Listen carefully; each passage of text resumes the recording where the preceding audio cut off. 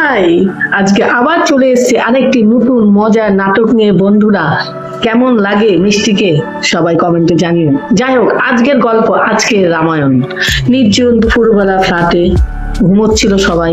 ঠিক সেই সময় একটি ফ্ল্যাটে টিং টং টিং টং টিং টং বাজলো। তো ফ্ল্যাটের যে কাজের মহিলা ছিল সে দরজা খুললো।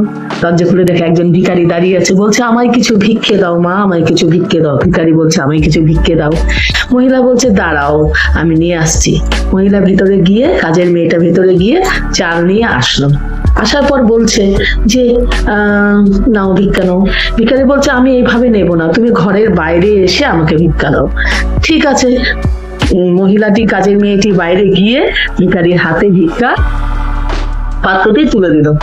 তো ভিখারি হাতে যেই না পাত্রটি তুলে দিল, অমনি সে বললো, ওর হাতটা চেপে ধরলো, হ্যাঁ আমি কোনো ভিখারি নই, আমি হলাম রাবণ, তোমাকে আমি নিয়ে যেতে এসেছি। হ্যাঁ, বলছে তাই? কাজের মহিলা বলে উঠলো, তাই?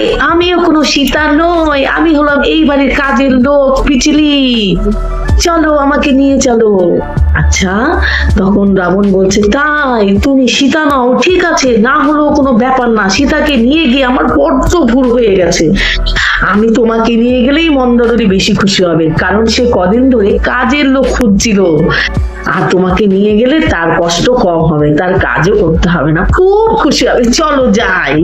তখন কাজের মেয়ে বলছে, দেখো ভেবে চিনতে দেখো, আমাকে যদি নিয়ে যাও, তুমি সীতাকে হরণ করেছিলে, শুধু রাম গিয়েছিল তোমাকে আনতে, আর হনুমান গিয়েছিল তোমার সঙ্গে যুদ্ধ করে সীতা মাকে ফিরিয়ে আনতে, বাট যদি আমাকে তুমি নিয়ে যাও, তাহলে কিন্তু এই গোটা বিল্ডিং এর লোক কিন্তু তোমার কাছে গিয়ে পড়বে, পারবে তো শুনবে?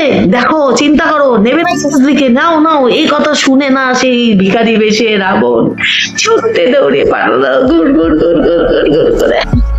এই ছিল আজকে আমাদের গল্প, আমার গল্প। তো কেমন লাগলো তোমাদেরকে জানিও বন্ধুরা।